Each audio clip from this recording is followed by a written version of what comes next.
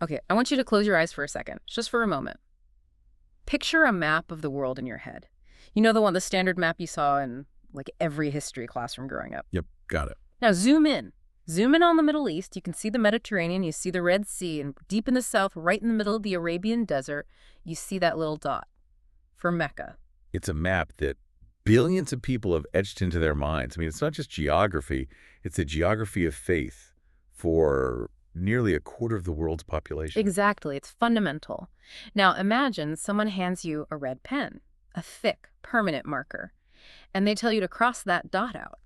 Wow. They tell you that everything you think you know about where the most pivotal events in Islamic history took place is physically, geographically, and theologically wrong. That is a terrifying thought for many. It's not just like correcting a typo on a map. That's upending an entire worldview. It really is. And today, we aren't just engaging in some hypothetical what if. We are diving into a massive reconstructionist thesis that claims the map has, well, essentially been faked. We are talking about a theory that suggests the events we all thought happened in the arid deserts of the Hijaz actually took place hundreds and hundreds of miles north in the heart of Palestine. It's a premise that honestly sounds like fiction. That is, until you start looking at the evidence that our source provides. And we need to be really, really specific about where this is coming from. Yes, absolutely. This entire deep dive is based on the extensive research and theological thesis of a scholar named Dr. Khaled Waleed. Right. He's the owner of the Almighty Covenant YouTube channel, or Mithaq al-Khalek in Arabic. I have to tell you, I spent days just combing through his videos, his papers, and the level of detail it's staggering. It is. He isn't just saying, hey, let's move the map. He's built this complete framework that he calls unitary subjective unity. Which is, I guess, a very academic way of saying that the story of God and humanity has a single, unmoving stage. Dr. Waleed's argument is that we are living in a Quranic space-time that has been distorted by centuries of what he calls narrative displacement. Narrative displacement. That's the phrase that just kept sticking with me. The idea that you can take a true story, a story that actually happened, and just copy-paste it. You just lift it and drop it onto a different location to create a fake history. It's a really powerful concept. Yeah. And the implications are just huge. I mean, he's arguing that the Qibla, the direction of prayer, wasn't just changed by a divine command in a text, but that the physical location of the sanctuary itself was deliberately hidden by human hands. He's arguing for a return to what he calls Baka al-Quds, Jerusalem. So yeah, buckle up. We are going to deconstruct the geography. We're going to look at the identity of the prophet himself. And Dr. Waleed has this fascinating theory about the difference between the names Ahmed and Muhammad. It's a big one. And we are going to look at the Zamken theory, which is his sort of linguistic proof for all of this. It's his smoking gun, in a way. It is a lot to unpack. But I think we have to start with the ground beneath our feet, the land itself. Let's get into it. The central thesis is Baka versus Mecca. Now, for anyone listening who might not know, Baka is a name that's mentioned in the Quran, and usually scholars just say, oh, Baka is just another ancient name for Mecca, you know, like saying NYC instead of New York. Right. That is the traditional consensus. It's considered a settled issue. But Dr. Waleed stops us right there. He says, hang on, look at the text, look at the descriptions of the land. He proposes this concept he calls place unity. Place unity. His argument is that God's system, his sunnah, is consistent. It doesn't just jump around randomly across the map. He claims that all prophets, from Adam to Noah to Abraham, Moses, Jesus, all the way to Muhammad, were sent to a single central location. And that location is Jerusalem. Baka al-Quds, specifically the area of the Rock of the Holy House, the Temple Mount. He argues this is the earthly station, or the Mathaba. Think of it like a fixed broadcast frequency. If God has a heavenly throne, Dr. Waleed argues, he also has a fixed earthly station for the messages. You don't build the main broadcasting tower in a new city every single time you change the announcer. The station stays put. That's a really good analogy. But here's where I get stuck, and I think most people would get stuck right away. Mecca exists. I mean, it's a city in Saudi Arabia. We have maps, we have history books, we have millions and millions of pilgrims who go there every year. If everything happened in Jerusalem, what is that place in the desert? And this is where Dr. Waleed's critique becomes incredibly sharp and frankly quite dark. He doesn't just say the current Mecca is the wrong place. He argues it is the opposite place. The opposite. What do you mean the opposite? He asks us to look at the topography, the geology of the area. The Quran talks about the inverted cities al-Mutafikat. The cities of the people of Lot, Sodom and Gomorrah. Sodom and Gomorrah. We know from both the biblical and the Quranic narrative that these cities were destroyed, turned completely upside down, and rained upon with stones of baked clay. A cataclysmic event. Right, and geologists and archaeologists usually place that event somewhere near the Dead Sea. Dr. Waleed agrees with that. He places the false Mecca, what he calls Petra Mecca, in that very region, the land east of the Dead Sea. He argues that the geography of the Hijaz and that specific barren corridor, it perfectly fits the description of a place of divine punishment.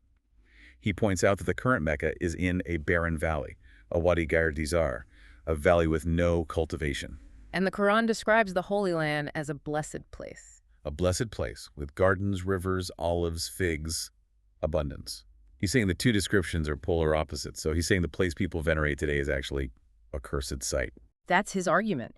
He argues it is the site where the mother of cities was destroyed for rejecting God's message. He calls it a theological inversion, a complete reversal. Imagine if thousands of years from now, people were somehow tricked into worshiping at the site of, say, Chernobyl instead of a great cathedral. That is the scale of the delusion, the magic that he is describing. That is heavy. It's a profound accusation. But what about the theological aspect? Because the Quran talks about the Maqam Ibrahim, the station of Abraham. The tradition is crystal clear that Abraham went to Mecca and built the Kaaba there with his son Ishmael. Dr. Waleed uses a very specific theological distinction here. It's subtle, but it's crucial to his entire logic. He talks about replacement, al-ibdal, versus changing, taghyir. Okay, break that down for us. Replacement versus changing. He argues that God's sunnah, which means his established method, his law, his way of doing things, does not change. The Quran explicitly says, you will not find for the sunnah of Allah any change. Dr. Waleed interprets this geographically. So not just a change in rules, but a change in location. Exactly. If God established the station of Abraham in a specific place, which he says is Jerusalem, it cannot move. It physically cannot just pick up its foundations and relocate to a desert 1,000 miles away. The sunnah of its location is fixed. So changing the location is impossible according to this rule. Right. But replacement, that's different. God can replace a people. The Quran is full of stories of a community that rejects the message, so they were replaced by another. God can replace a prophet who passes away with a new one. But the stage, the earthly station, is fixed. The actors change, the set does not. Okay, I see the logic. And he mentions clear signs too, right? I remember reading that part of his thesis. Yes, the verse about the station of Abraham is very specific. It says, in it are clear signs, Ayat Bayanat. And Dr. Waleed essentially issues a challenge here. He says, go to the Saudi desert, look at the Kaaba in Mecca. Where are the clear signs of Abraham? Where is the physical archaeological evidence of all the prophets having been there? What's he saying? That they aren't there. He argues they simply aren't there. It's a square building in a barren valley. But if you go to Jerusalem... You see the rock. You see the topography that matches the Psalms. You see the heritage of thousands of years of monotheism literally layered on top of each other. You see the olive trees and the fig trees, which are sworn by in the Quran. That's a very literal, almost agricultural point he makes. The Quran has a whole chapter called The Fig and the Olive, and Dr. Waleed is basically saying, show me the olive groves in Mecca. Precisely. You cannot grow them in that burning desert. He argues that the text itself, the very ecology described in the Quran, fights against the geography of the Hijaz. He also makes another geographical point about the middle nation. The Quran says the community of believers is a middle nation to be witnesses over mankind. Geographically, Palestine is the bridge. It's the land bridge between the great civilizations, Egypt, Babylon, Persia, Rome. It is literally the center. The Hijaz historically is on the periphery. It's a trade route, but it's not the center of civilizational conflict and dialogue. So to be a middle nation, Dr. Wiley argues you have to be physically in the middle of the civilizations you are witnessing over. It's a geostrategic position. Okay, so if we accept this premise just for a second, that the location is Jerusalem, it completely, totally changes the biography of the Prophet Muhammad, because the story we all know is, born in Mecca, an orphan, a shepherd, receives his first revelation in a cave outside Mecca. And this leads us to what is arguably the most fascinating and maybe most controversial part of Dr. Waleed's research, The persona transformation. This is where he dissects the names Ahmed and Muhammad. Right. I've always been taught, and I think most people have, that Ahmed is just another name for Muhammad, praise name, like a nickname for the prophet. The texts say, I am Ahmed and I am Muhammad. But Dr. Waleed suggests it's not a synonym, it's a timeline, it's a job description. He claims Ahmed was the name, or rather the state of the prophet, before he received the Quran. Before, so who was Ahmed? What was he doing? Think of Ahmed as a character in a drama who is searching for the script. Dr. Waleed describes Ahmed as a messenger, a rasul, who was carrying the message of the previous prophet. He was carrying the message of Jesus. Wait, hold on. Carrying the message of Jesus, so like a Christian. Not a Christian in the Trinitarian, Pauline sense that we think of today. Dr. Waleed is very specific. He calls him an Ansari Christian monotheist. An Ansari Christian monotheist. What does that mean? Imagine a man, a devout monotheist, living in Jerusalem. He knows the truth is out there. He knows the Hebrew scriptures. He knows the gospel. And he knows that Jesus promised a comforter or an advocate, the paraclete. So he is actively searching. He is studying the Torah. He is studying the gospel. But he finds them corrupted. He finds the 70. The religious elite are hiding the true text. So he's a seeker who is a follower of the pure monotheism of Jesus, looking for the final piece of the puzzle. He's looking for that center of light. Exactly. And Dr. Waleed introduces a formula here that I found really, really helpful. He says, every prophet is a messenger, but not every messenger is necessarily a prophet. Okay, let's parse that. That's a key distinction. A prophet, a nabi, is someone who receives a specific new divine book or a new law from God. A messenger, a rasul, is someone who carries a message. Dr. Waleed argues that prophets often start their careers as messengers of the previous prophet's message. Can you give an example? He gives several. Ishmael started as a messenger of his father Abraham's faith before he became a prophet in his own right. Moses, when he fled to Midian, he carried the message of his father-in-law Shoaib initially, before he went to the mountain and received his own prophethood. Ah, okay. So Ahmed was carrying the message of Jesus, which was, in essence, there is one God and there is another one coming after me. Yes. The Quran quotes Jesus as saying, I am the messenger of Allah to you, bringing good tidings of a messenger to come after me, whose name is Ahmed. Notice, Jesus predicts a messenger, a rasul, not a prophet, a nabi. Dr. Waleed argues this is a specific legal distinction. Ahmed was the one validating Jesus' original message, searching for that final covenant. And the transition to Muhammad, when does that happen? That happens when the download completes, when he is finally guided to Baka, to the true holy house in Jerusalem, and the Quran is revealed to him. He transforms, he graduates, he goes from the active seeker, Ahmed, which means the one who praises the most, to the passive recipient, Muhammad, the one who is praised. He becomes the prophet of the final covenant. It really humanizes the story, doesn't it? Instead of him just sitting passively in a cave and boom, an angel appears out of nowhere, it paints this much more vivid picture of a man struggling with the corruption of the world around him, searching for the truth in the libraries and sanctuaries of Jerusalem. It creates a continuous narrative arc. It connects him directly to the prophets before him. But, and here is the massive but, if this man, Ahmed Muhammad, was in Jerusalem this whole time, what do we do with the history books? Right. The biography, the seerah. We have thousands upon thousands of pages describing the battles in Badr and Uhud, the migration to Medina, the life in Mecca, the names of his companions in Mecca. You can't just shred all of that. And Dr. Waleed says you don't shred it, you relocate it. This is the theory of narrative displacement. This is the copy-paste theory we mentioned at the start. Essentially, yes. Yeah. He argues that the traditional history we have is a result of projection. The stories are real, the events happened, but later historians, or the opponents as he calls them, took these stories that happened in and around Palestine and projected them onto the barren desert of the Hijaz. Why? Why would they do that? To legitimize the new false sanctuary, to give the desert location a history it never had, to create an entire founding mythos in the wrong place to divert people from the real one. Wow. Okay, we need to test this, because that is a wild, wild claim. Dr. Waleed offers what you called the "did it happen in Mecca" test.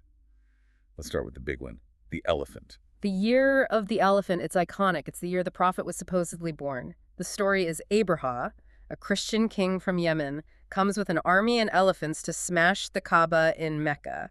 And then birds come from the sky, dropping stones of baked clay on them, and the army is destroyed. It's a miracle. It's a foundational miracle, but stop and think about the logistics. Dr. Waleed approaches this almost like a military historian or a zoologist. An African elephant needs, what, 40 to 50 gallons of water a day? At least. And that's just to survive, not to march hundreds of miles in the heat, not to fight a battle, just to exist. And they are marching across the Rub al-Khali, the empty quarter, one of the harshest deserts on Earth. Where is the water coming from? Where is the fodder? There are no water sources capable of sustaining a herd of war elephants on that route. Logistically, he says, it is a suicide mission.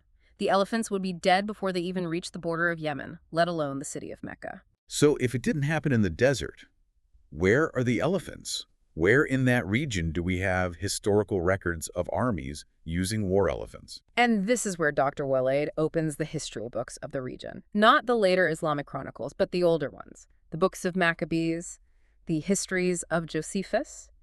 And what do we find happening in Jerusalem in the centuries before Islam? Don't tell me. We find the Seleucid armies, the Greeks using war elephants to besiege the Temple Mount.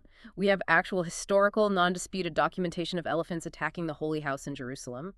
Dr. Waleed argues the Quran is referencing this event. The companions of the elephant were the Hellenistic enemies attacking the true Baka. The story was later displaced and pasted onto a fictional Yemeni king to give the desert shrine a miraculous backstory. That is incredibly specific, and it's using external history to validate a Quranic event, but in a completely different location. Exactly. What about the spider, the cave story? This is another one where he points to what he calls the borrowing of narratives. The classic story is that the Prophet and Abu Bakr were fleeing Mecca. They hid in the cave of Sawr, and a spider spun a web over the entrance to hide them from their pursuers. It's a classic story, a beautiful story of divine protection. It is, but it's also a classic Jewish midrash story. It's the story of King David. When David was hiding from King Saul in a cave in Palestine, a spider spun a web across the entrance. Saul's soldiers saw the undisturbed web and assumed no one could be inside, and David was saved. It's almost the exact same narrative. So Dr. Waleed argues this is a direct projection. Because the prophet is following the sunnah of the ancient prophets, his life mirrors theirs. The event is true in spirit, but the location provided by tradition, the cave of Thawr near Mecca, is the fabrication. The real event happened in a cave in the Holy Land, just as it did for David. It's like a remix. They took the David track and put Muhammad vocals on it, and then they set the music video in Mecca. That's a very modern way to put it, but yeah, that's the idea. And look at the Isra the night journey. The verse says, "Glory to him who took his servant by night from the sacred mosque to the farthest mosque." Al-Masjid al-Haram to Al-Masjid al-Aqsa. Traditionally, this is understood as a miraculous horizontal journey from Mecca to Jerusalem. He flew on a celestial creature, the Buraq. But Dr. Waleed asks a very simple question.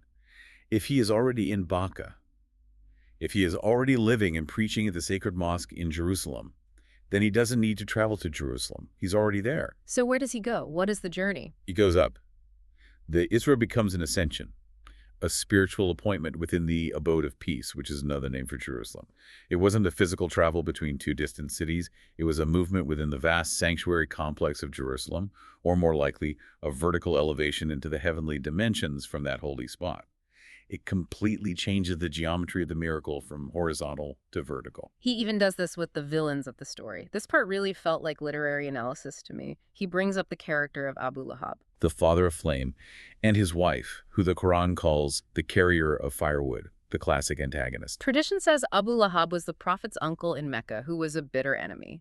But Dr. Waleed compares them to Ahab and Jezebel. From the Hebrew Bible, King Ahab and Queen Jezebel. Exactly. They were the arch enemies of the prophets in the northern kingdom of Israel.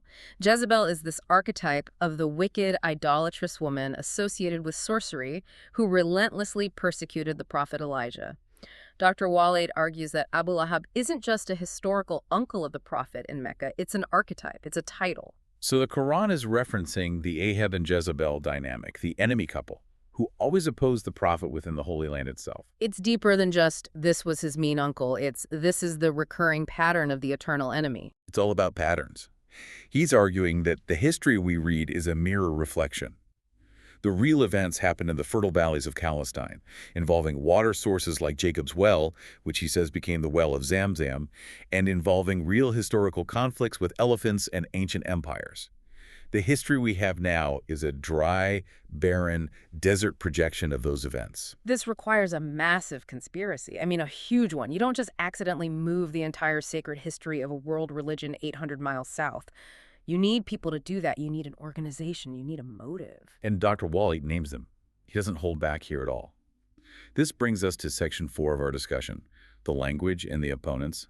He identifies a group that he calls the 70. The 70. Okay, that sounds like a secret society from a novel. He traces a lineage of corruption. Remember in the Quran and the story of Moses, he chooses 70 men from his people for a meeting with God on the mountain, and later they're seized by a tremor because of their insolence and disbelief. I remember that story, yes. Dr. Waleed traces this group forward in time. He looks at the Sanhedrin in Jewish history, the Council of 71 Judges, which was 70 elders plus the high priest. He argues that this institution, this religious elite, the scholars, the people of the book who control the texts, persisted through the centuries. So when the prophet appears on the scene in Jerusalem, he isn't fighting pagan Arabs who worship stone statues called Lat and Uzza out in the desert. That's the traditional story. Dr. Waleed says, no, the prophet's primary conflict was with the 70. He was debating the Sanhedrin. He was arguing with the Kabbalists and the theologians who were hiding the Ahmed prophecy from their own books. that completely reframes the entire conflict. It turns it from a battle against primitive idolatry to a high-level theological battle against corruption within established monotheism. Yes, it makes so much more sense, the Quranic verses that are clearly directed at the people of the book. He reinterprets the verse about their prayer at the Holy House being nothing but whistling and clapping. Traditional scholars say this was pagans making noise around the Kaaba. But Dr. Waleed says, no, this is a perfect description of the corrupted ritualistic liturgy of these groups at the real Al-Aqsa, the real temple. They were mocking the true, simple prayer of submission with their performative rituals. This implies that the prophet was surrounded by people who knew the scriptures, maybe even better than the common folk, but were deliberately hiding and distorting them. And that ties directly into his language theory. This is another major pillar of his argument. Dr. Waleed claims that all divine books, the Torah, the Gospel, and the Quran, were originally revealed in one language. Let me guess. Arabic? Arabic Mubin, or Clear Arabic. No, that's incredibly controversial. I mean, we have the Torah in Hebrew, we have the Gospel in Greek and Aramaic. Dr. Waleed argues that what we have are translations, or later corruptions. He views Moses and Jesus as Arab Gentile prophets. Now, not Arab in the modern sense of holding a Saudi passport, but Arab in the linguistic sense of the root word, meaning clear, eloquent. He argues the source code of Revelation is this clear, universal Semitic tongue. He believes they were all speaking and revealing in this unified language within the unified geography of the Holy Land. So let me see if I have this straight. One location, Baka Quds, one continuous message, one language for that message, Arabic Mubin, one lineage of prophets, and one recurring enemy, the 70. It's a unitary subjective unity. I'm starting to see why he uses that very specific phrase. It simplifies the incredible clutter of history into a single high-stakes drama that unfolds again and again on one single stage. But a theory like this, as elegant as it sounds, is only as good as its proof. And Dr. Waleed doesn't just rely on rhetorical speculation or pointing out logistical problems with elephants. He uses the text itself. This brings us to Zamkan. Zamkan. I love this word. It sounds like a sci-fi villain or a spaceship, but it's actually his core linguistic tool. It's a portmanteau he coined, right? A combination of two words. Yes. Zaman, which means time in Arabic, and Makan, which means place. So Zamkan is space-time. So how does it work? What is the method? It's like a linguistic GPS tracker embedded in the Quran. Dr. Waleed argues that the Quran uses very specific, often unique words as coordinates. If a particular word or phrase is used to describe an event with Moses, and then the exact same unique word or phrase is used to describe a battle or an event in the life of Muhammad, it's not just a poetic coincidence. He's saying it means they are standing on the same patch of dirt. Precisely. It's a linguistic tag that proves place unity across time. Okay, we need a concrete example. Give us the two assemblies case study. I found that one really compelling when I was reading his work. Sure. In Surah Ashwara, it's describing the moment Moses reaches the Red Sea with the Israelites and Pharaoh's army is closing in behind them. The Quran says, "And when the two assemblies saw each other," Falama, Tara al-Janamin, this is the moment of maximum tension, the confrontation at the water's edge. Okay. Moses versus Pharaoh. Got it. Now you flip forward in the Quran to Surah Al-Imran. It's talking about a pivotal battle in the Prophet Muhammad's life, traditionally said to be the Battle of Uhud or Badr. And the verse describes it as the day the two assemblies met. Yawma iltaq al-jaman. The exact same term, el-jaman, the two assemblies. Exactly. Dr. Waleed says, stop right there. This isn't just poetry. Why is the Quran using the exact same unique designator for these two events separated by nearly 2,000 years? He thinks it's the same place. He argues it's definitive proof of a shared geography. The two assemblies always meet in the same arena. That arena is the Jordan Rift Valley, the area of the Jordan River or the Dead Sea, which he identifies as the Quranic Yam or sea. He believes the prophet's major battles were fought in the same topographical corridors where Moses confronted Pharaoh. It's the same zone of conflict. And he maps these zones out, right? He has a very specific map of the world based on this, the 3 zones. Yes, this is crucial for visualizing his entire worldview. He bases this on another Zamkin word, the descent, or al-hubud, specifically the command form EB-02, which means go down or descend. Like when Adam was told to leave the Garden of Eden, descend from it. Yes, but notice where else this specific word is used. It's used for Noah when his ark lands on Mount Judy. He is told to descend with peace.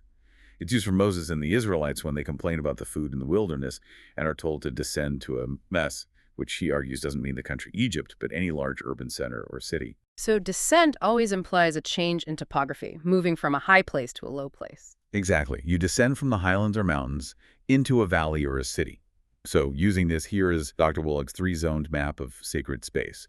Zone 1 is the west. This is the garden, the place of blessing. He identifies this as Palestine proper, the fertile green highlands west of the Dead Sea and the Jordan River. Zone 2? Zone 2 is the middle. This is the Holy Valley Tuwa, where Moses spoke to God. This is the Jordan Valley itself, the rift, the low-lying area between the highlands. And Zone 3 is the east. The east.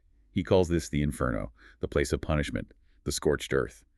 He identifies this as the land east of the Dead Sea, the desolate volcanic landscape where he places Petra and the false Mecca. He calls this the land of the Mutafikat, the overturned cities of Lot. So wait a second, let me get this straight. If you look at a map of that region, the west, Palestine, is the blessed zone. The east is the cursed, destroyed zone. Correct. That's his reading of the topography in the text. Yeah. And he's saying that by orienting the Qibla, the direction of prayer, to the current Mecca, which is to the southeast of Jerusalem, the entire Muslim world has been tricked into turning its back on the West Garden and facing towards the East Inferno. That is the crux of the horror he describes. He believes the world is currently living in a great delusion. He argues that humanity has been subtly manipulated into facing the zone of punishment, all the while believing it to be the ultimate zone of sanctuary. That is, I mean, if you just sit with that idea for a moment, it's absolutely terrifying. It frames history not just as a series of mistakes, but as an active, ongoing spell. He explicitly uses the terms magic or sorcery on a global scale, a grand illusion cast to divert humanity from the true center of light, from Baqa al-Quds. So what's the endgame here? What does Dr. Waleed want people to do with this information? Just, what, change their Compass app? It's much deeper than that. He's calling out to what he calls the learners, or people of sound hearts. His project, the Almighty Covenant, is really an invitation. It's an invitation to use the Quran as the sole lens to correct history. So ignore the history books. Ignore the 1,400 years of tradition. His method is this. If the history book contradicts the Quran, you discard the history book. If the traditional biography says there were elephants marching through the desert, but the Quran's own internal description implies the setting of olives, figs, and water, you have to trust the Quran's implicit geography. You use the text to debug reality, not the other way around. It's a radical Quran-only approach, but applied to the map of the world. It is. It asks you to strip away centuries of tradition, biography, commentary, and scholarship, and to stand, in a sense, naked with just the text itself in Jerusalem. You know, we've been talking for a while now, and my head is spinning a bit, but I keep coming back to that initial image of the map, the idea that we could be looking at a mirror image of reality. It challenges the very nature of epistemology. How do we know what we know? Do we trust the max we're given, or do we trust the source code? So here's the thought I really want to leave everyone with. And this is something that Dr. Waleed's work really forces you to confront, regardless of whether you accept his conclusions. If the stories of the prophets, Moses, Jesus, Muhammad, are indeed fixed in one location and one repeating sunnah, one pattern, how much of what we consider to be established history is actually just a projection? Are we looking at the real object, or are we staring at a sophisticated mirage that was deliberately projected into the desert to hide the real treasure? It's a very provocative question. It suggests that the truth might just be hiding in plain sight, right where it always was, in the city whose name means peace. We absolutely have to acknowledge Dr. Khaled Waleed and the Almighty Covenant channel for being the sole source of this incredibly detailed deep dive. Whether you agree or disagree with any of it, you have to admit it's a perspective that shakes the very foundations. Absolutely. At the very least, it forces you to go back and read the text with fresh eyes, and that is always a valuable exercise. That's what we do here. We dive deep. Thanks for listening, and keep questioning the map. Until next time.